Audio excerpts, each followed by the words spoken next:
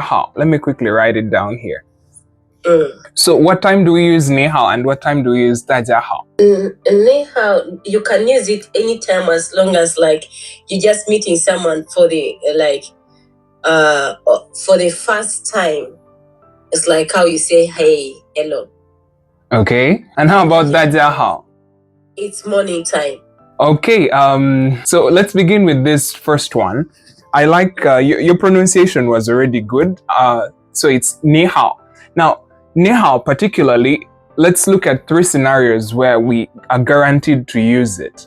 It's not just meeting somebody for the first time, as long as it's somebody with whom your relationship is not so good or not so friendly, and you just want to keep it casual, we always use 你好. I'll give you examples of instances where I wouldn't say you're meeting somebody for the first time, but you would still use 你好. If you're on a plane and somebody, like you have an air hostess, 空姐过来了, the 空姐, the air hostess comes to you. Probably they are passing by and you want to call for their attention. You would begin with, hey, 你好, 来一杯水. Please give me a bottle of water. Or, 请给我来一杯水. This kind of scenario. Or probably we are in a restaurant and I would want to call the waiter. I want to get the attention of a waiter. He's probably serving some other table or he's looking another side. I can use the word 你好 to call for his attention. Maybe I already saw him and it's not my first time to meet him, but he's not a friend as such. So even in such a scenario, I would say, hey, 你好, 服务员, 你好. We want to order food. So 你好 is actually a very good phrase, not just for saying hello, but for also breaking the ice when we are talking to people that we're not so familiar with. So we've already established 2 rules here. Number 1 is it can break the ice. And number 2, we can use it to say hello at any kind of scenario. Now, I also have a question. If it is somebody older than you, probably you're meeting a professor, a well-known professor in some field, or probably a very big boss that has a very huge contract that you need to be signing, how would you address such a person? Would it still be 你好? Normally, there is this word I use, 师傅, but I'm using it everywhere. I don't know what. Okay, we actually have to be careful with the way we use 师傅 because with the Chinese 称呼, let me write that, 称呼, the way we address people, Chinese really mind about those things. Maybe as a foreigner you could get away with it once, but for sure if you use it frequently in scenarios where we're not supposed to use it, it could offend someone. Now, for example, the word you just said, 师傅, in most cases we use it with taxi drivers. Taxi drivers, that's number 1 for sure. And then probably somebody, let's say a white person came over to help you. And then probably you see he's not in the young age to be called 帅哥. Then you can, 师傅, 你帮我拿一下. So it's usually with such kinds of people.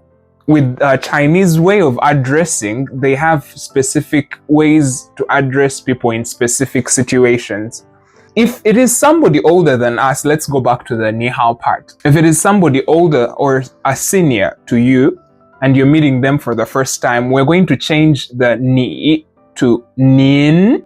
You can read it with me. 您. 您. Yes, 您好. 您好. Yes, very good. 您好. 您好. And then exactly. And then the difference it has with 你好 is 你 is you but not formal. Okay, that's how they write the character.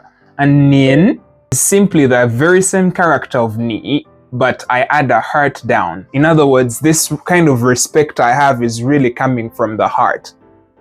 您好. So when you use 您, I think we also have other languages that have these kinds of structures. For example, in Spanish, if you want to address a friend, the way you use you for a friend is not the same way you use you for a person you respect, right? I could say usted for you as if I'm respecting the person. And then if it's just a normal friend, just say tu. In French, it also has the same concept. If I want to address somebody I really respect, I use vous. And then if it's somebody I'm just you're just a friend of mine, I'll also use another kind of you. So it's the same concept. In Chinese, we say nin. So this one is for seniors. Yes, exactly. Seniors or probably elders. Let me write elders. People are a little bit older than you and you really want to show your respect to them. Nin hao. Especially on the first time, yes. However, if you're familiar with somebody, probably it could be a senior, yes, but you've already been so acquainted with the person. Maybe sometimes you even crack silly jokes over food.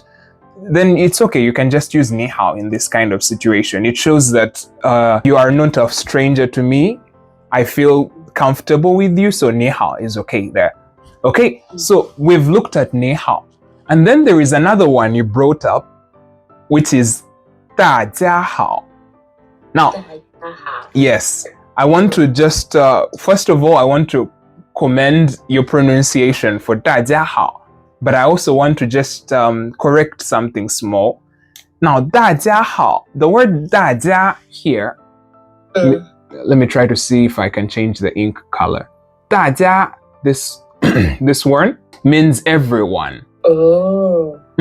So, like right now, I have a camera just beside me recording a YouTube video that I have to later on edit for others to also see. I can now turn to my camera and say, 大家好,我们今天学习 HSKE. Hello everyone. Today we learn HSKE. When others join into the room, I'll say 大家好,大家好. How many people am I speaking to when I say 大家好? More than one. Exactly. It has to be more than one. Okay, so now with that established, if it's one person, I say 你好. If it's a friend or probably somebody I have already judged to be in my age bracket or somebody that is not too strange to me, I'll just say 你好. And besides saying 你好 on first time meetups, when else can I say 你好? Don't forget the other. It's like it's on the screen, number one. Number one, to break the ice. Yes, exactly. If I want to break the ice, especially in public places, you want to call for somebody's attention in a public place, you definitely will use 你好. You don't no. That's They don't have excuse me, like as you say, like even if you know excuse me, hello. If you check the dictionary for excuse me, that's a word we are going to also see in our dialogue later on.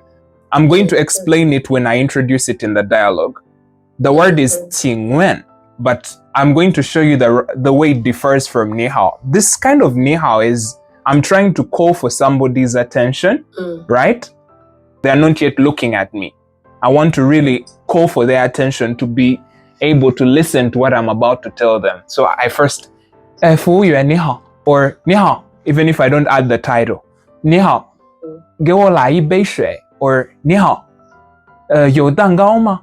Do you have cakes? You understand the scenario?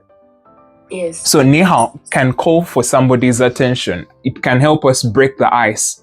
And then we have the last one here being 大家好. We save it for instances when we're talking to more than one person. Exactly. So for good morning, good afternoon, and good evening, we're going to see those in the following pages. Let's go to the next part. Okay, so let's first read today's new words. 你好我他很吗那 Very good. Okay, now that I see that you probably have a concept of how to pronounce, the only part I'm going to have to probably put a little bit of emphasis on is your third tone. I didn't hear you slop very well. So let me quickly show you something here. Oh, by the way, this is a book I'm writing. Probably it will be released sometime from now. It's to help people do self-studying in Mandarin. So I want to just quickly rush to the part that speaks about tones. Now, tones are what joins every word in Chinese. It's almost like the catalyst that brings everything together. So it's very important, and it's the only thing that helps us put a distinction between words that sound the same, because there are very many words in Chinese that do sound the same. However, I've noticed that in many scenarios, when people are learning Chinese, the first tone seems to be not too difficult. The second tone is also not too much of a hassle. But when it comes to the third tone, they tend to, I don't know, it doesn't slope very well, probably because they usually make a comparison between second tone and third tone. So we're going to try to learn how the third tone slopes down, okay? So since your first tone doesn't have a problem, I'm not going to put too much emphasis on it. Let's first look at the second tone. Now with the second tone, if I was reading these sounds up, just right here, maybe you can read for me? The rising tone? Oh, okay. So probably you've learned Chinese through speaking and probably not through tones and writing the systems down. That's a good thing. Now, you've given me some work now, okay? So let's quickly learn what tones are. I was willing to jump that part. Okay, so let's quickly learn what tones are. Now, in Chinese, when you see Pinyin, the English alphabet system, but with weird symbols written above the letters, that's what they call Pinyin. It helps us know how words are pronounced. Were you there yesterday when I was giving an introduction? Okay, so yesterday we learned that the civilizations from Asia have a system of writing where they write things that look like the object, right? A quick example would be, let's look at how it would look like here. In other words, by just seeing the object, we are able to tell, oh, I think this is this. So let's quickly look at how that would look like in a real life scenario. Okay, so do you recognize any of these characters? No. Not really. Okay, let's begin with this one right here. What do you think it looks like? English? This first one on this side, I think it's my left. What does it look like? A circle? Yes, it's a circle with a dot. Okay, so this is the sun, right? This is the sun. Now, when somebody was drawing, because usually when we see the sun in the sky, it's like a dot. It's like a circle with that bright part inside it, right? Yes. Yes. So at least now we do have the concept that the sun was drawn down, and then it kept on changing and changing, because if in today's world we still draw things the way we see them, maybe the way you draw it is not the way I'll draw my circle, and then maybe the way I draw my circle is not the way some other person will draw their circle. So for purposes of having a similar writing style, they had to make a few adjustments. So let's look at how the word sun looks like in today's characters. You see it down here? Just below the photo. Yes. That is sun now. It's the word r. It means sun. Let's look at the next picture. What do you think it looks like? If the circle is the sun. A semicircle with a dot. Okay, what is the semicircle? If the circle is the sun, what do you think the semicircle is? The moon. Of course. So they drew the moon, and then later on, as it kept on changing, the writing style evolved to what we see today down there. This is yue. Yue. The moon. Okay, let's move on to the third one. What does it look like? This one is a bit hard, but I'll give you a clue. It's flowing. Yeah, it's just like it's flowing. Huh? Is it a dam? Almost. What is in a dam? What is found in a dam? Exactly. Water. So this is water. They used 2 dots with something showing a flow of water to represent water. And then in today's world, the character evolved to what you see down under the photo. So that is water. It's shui. Exactly. So you do realize that let's see one more. Let's see 2 more, and then after that we go back to our tones, because I want to bring out a certain point. Okay, what does the 4th photo look like? It has 2 wheels, some weird handles. What does it look like? A car. Exactly. So this is tr, the character for tr. But imagine if in today's world we all have to draw this weird symbol, right? I mean, it's good that it looks like a car, but then, of course, for the purpose of easing our writing skills, we had to evolve the character, and in today's world it looks like this. This is tr, the character. Okay, let's look at one more. Oh, this one has to be the easiest of them all. What does it look like? It is the easiest. I would suggest you look at it. It's not standing straight. Yes, you should look at it from the left going to the right. It's not up and down. It's from the left going to the right. Is it an animal? Yes, it's an animal. The 2 sticks are the legs. Dog. What animal do Chinese people have most? That if they were to ask you, what animal do you think of when you think of the Chinese people, what animal would it be? Pig. A pig? No, you people watch Chinese movies, ancient Chinese wars. What animal do you usually see in those movies? A horse. Exactly, it's a horse. In Chinese, it's ma. Ma. Exactly, ma. So ma evolved to look like this. Okay, it evolved to look like this. The thing is down here. Now, with that kind of background in our minds, now we do have a clue of what the Chinese system is, Chinese system of writing. We have all these different characters that have kept on evolving over time to become what we know as characters today, right? Okay. But there is a big problem that I noticed. All of you could tell what the character is and what it represents, but none of you knows how to read it. And that's exactly the problem with the system. Characters, in most cases, people can tell what the character is, but you may not necessarily know how to read it. That's where the Pinyin comes in to help us understand how to read characters.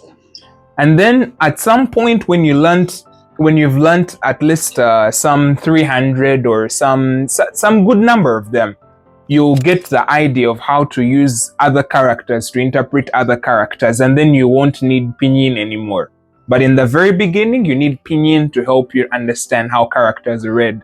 I hope that has given you a brief background of what Pinyin is. Okay, so let's go with the first one. Now, the first tone is written as a straight line above the letters. What you see here, why is my pencil not writing? What you see here, what you see here, you see the straight line above the letter? Yes. Exactly. That is the first tone. Okay, and it sounds like, what is this that I used to represent it? Bell. A bell, exactly. So I'm going to read for you, and every time I'm reading, I want you to hear the sound dang, dang, dang. It's very important that as I'm reading these tones, you hear that sound in your head. It should rhyme in your head. Okay, so let's read the first one. Ah. Very good. And then the other thing you also need to notice is it doesn't have to be the exact pitch I used. Just like when you're playing a piano, maybe sometimes I play the C note in the higher octave, and then sometimes in the lower octave, but the sound is still the same. Okay?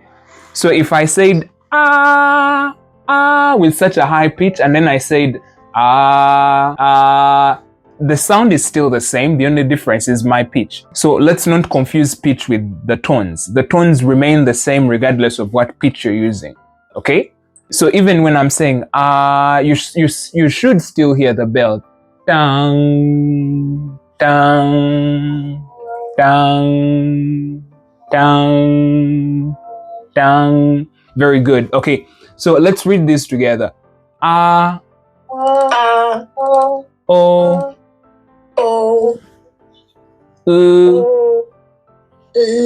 very good. I actually expected that to be a problem, but it wasn't.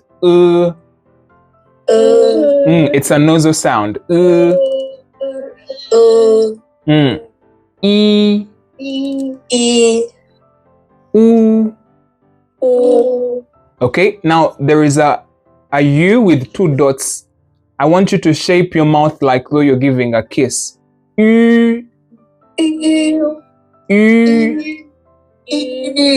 Very good. I really hope you guys are pointing your mouths forward. U. U. Very good. And then the last one. Oh, that was the last one. Okay, so that is the first. That is the first tone. The first tone. Now let's go to the second tone, just beside the bell. What do you think Mr. Mouse, Mr. Cat here is feeling? What kind of expression is that? Exhausted? No, not the third one. I'm saying the second one. Yes, he's surprised. Very good. Surprised. You're surprised. Yes, he's surprised. So I need you to feel. I'm going to give you an example. Okay, so I walk in a room and I find Peter there. So I'm going, Peter? How could you be here? Maybe Peter. I am so sure I left Peter at the airport. I saw him board the plane. And I'm very sure by this point he should be in Afghanistan. To my surprise, I walk into my my room and I find Peter there. And Peter? Peter? Exactly. So let's read them together. O.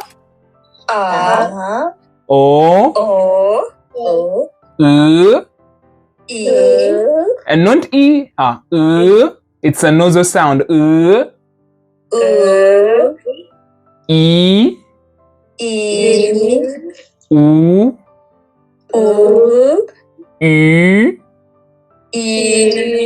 Point your lips out. Point your lips out. U. Very good. Again, this one. Exactly. Nasal sound. Think of something disgusting. It's coming from that part. You people. I don't know how many of you live in China, but you people should know that Chinese spit a lot. Where does that spit come from? There is that part of the mouth, just between the nose and the tract that swallows down stuff. That part. That's where I want you to get the sound from. No, not there. Not yet there. How about let's practice rinsing our mouth, okay? Let's gargle. It's not yet there. I need you to gargle and feel like something is coming out of your throat. Okay, now let's say it. It's not E. Let me read the two. It's not E, it's E. Is that goo? Does it go with goo or? It's it wants to sound like an but it's not It's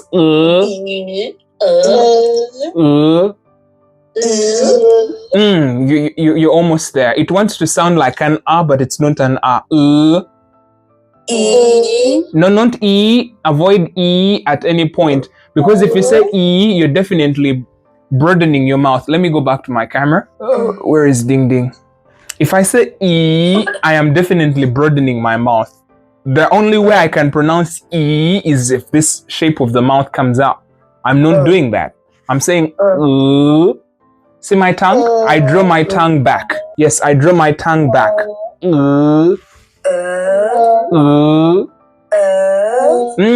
Better.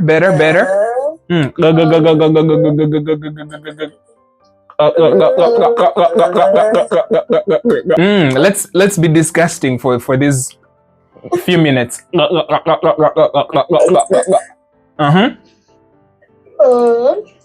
Very good. Let's all pronounce it again. Better. Okay. So that's the sound. Very good. Very good. And just below it we have. Where is my tones? Okay.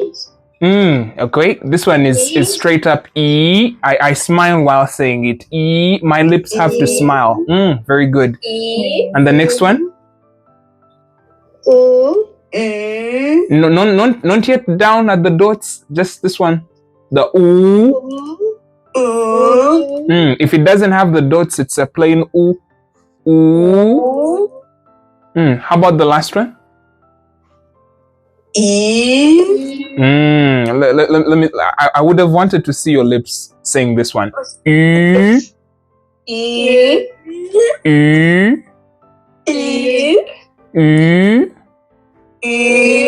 Better. Okay. Now let's think of the surprise as we say it again. From top. From a, o, e, u, ü. Again. And feel the surprise. You're in the room?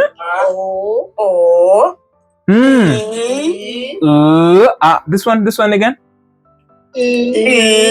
No. Gago. Exactly. Better. Every time you don't remember how to pronounce it, remember it's not E sound. It's not an my lips don't stretch out saying this sound. I definitely need to put my tongue back. I would rather you say a faint than E. I would rather you say but from the gargling position. Okay. Let's try it again.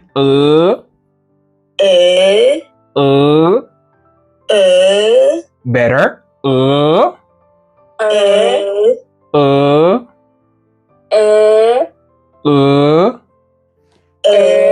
Okay, the next one? E. The next one? E. No. The straight up oo. How do we pronounce it with the second tone? E. Ooh. Ooh. Oh, it's ooh. Ooh. Ooh. Ooh. Ooh.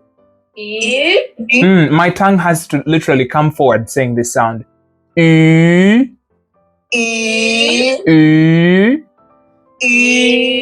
good. Okay, so let's move on to the third one. The diagram already tells you what you expect. You're going to have to be very, very lazy with this one. Okay? No. Now I know people. I know a lot of Chinese teachers teach it like that, but we are going to avoid that very huge confusing slope. Okay? Now I'll tell you exactly what the difference between the third tone and the second tone is. If you look at the two diagrams used to represent the second and third tone, what makes it different? If you look at the way we draw them, what difference do they have? It's like two curves. Yes. The third has two curves. Yes, it has two curves, but I noticed that its second curve looks like the second tone. So what makes it different? The two goes up and down. Okay. The only thing it has that the second tone doesn't have is this slope. It's like a V. Okay? Yes.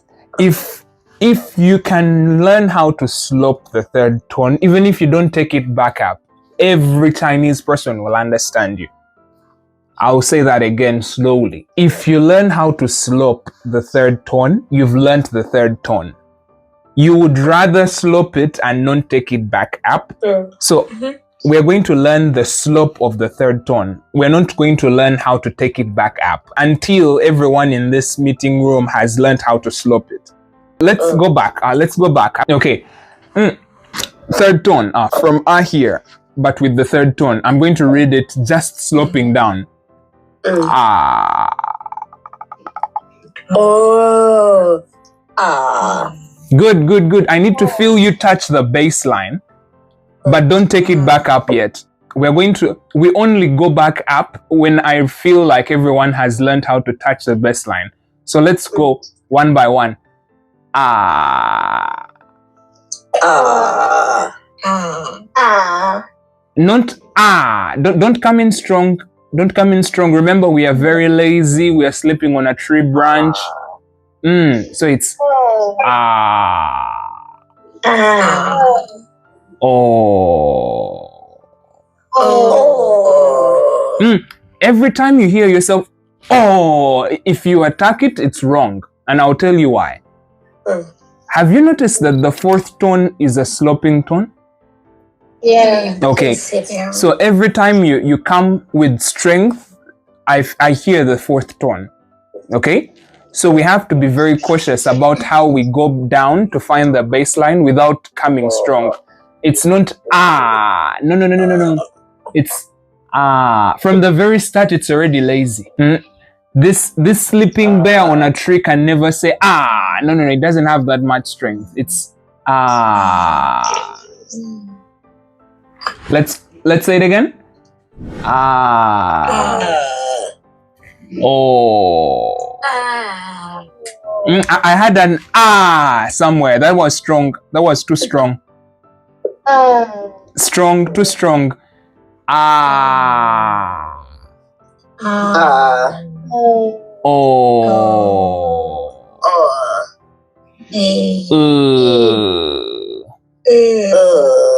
Oh, good. I liked that sound. There is somebody doing it so well. I don't know who was the last one to pronounce it. Very good. Okay. Now, do we not take it back up? Let me answer that immediately. I would rather you learn how to take it down and fail to take it back up than you taking it up and making it sound like a second tone, right? Okay. Because if we're speaking in formal occasions, you will not hear people take it up, down. No, nobody will do that, okay? And I'll prove it to you. If you hear Xi Jinping, Xi Dada, let me call him Xi Dada. I don't want people to hear me and say, hey, you say the chairperson's name. Let me call him Xi Dada. If you hear the chairperson of China speaking, and he says, we are gathered here, the last word here, 这里, that li is a third tone, but he won't say 我们相聚在这里. No. He will definitely never do that. Okay? It's 我们相聚在这里. You heard that? I took it down and I didn't take it back up. So third tone, because it's the only thing that makes it different. Third tone, learn how to slope it, and even if you don't take it back up, you're good. Okay, let's practice that again. Ah. Oh. Very good. I like one of you is being very lazy. I like that laziness. It's helping you learn the third tone. Okay?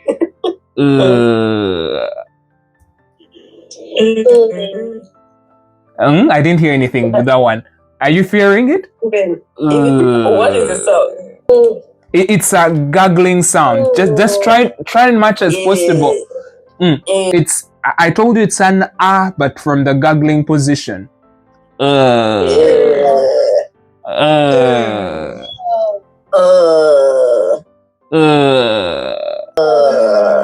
Better.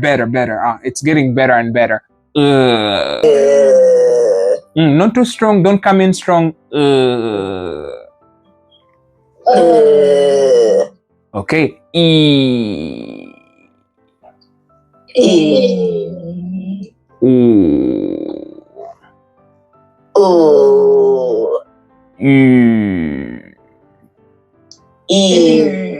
Our U sounds like ooh, what's happening?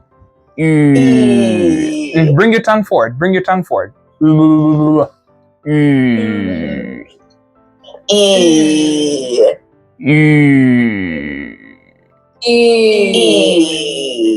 I hear E. I don't hear, which means that you didn't. Somebody didn't point their lips out. You see my lips? Better. Better. So that is how the slope of third tone works. Okay. Now let's imagine ourselves to also be very angry Chinese right now. Okay. So my girlfriend told me in the morning, please put the utensils down. I don't need them on the fridge. Oh, okay, babe, I'll do it. She comes in the afternoon and she finds the same thing there. And my excuse is, oh, I've been a little busy, but I promise you, baby, I'm going to put it down. And then she still finds it at night. This time round, I'm not getting, baby, can you put this thing down?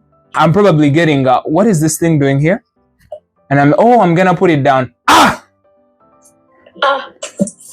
I'm getting it with that energy, okay? So let's imagine ourselves to be very angry. So,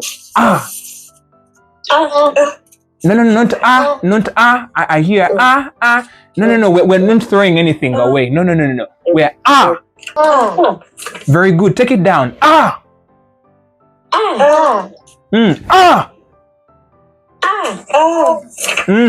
Imagine this dude has been holding your hand. You're in the subway. Excuse me, I'm not interested. Okay? And no, I think, we can get to know each other. Let go of me. Okay, let's try it again.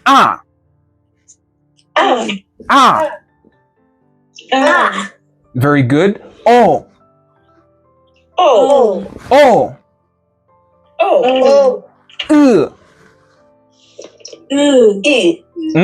One said it correct, another took an E somewhere. Okay, if there is anyone that is still confusing it with E, I need you to practice with the gargling position, okay? Very good. I had an U somewhere. Better. Better. Okay. E.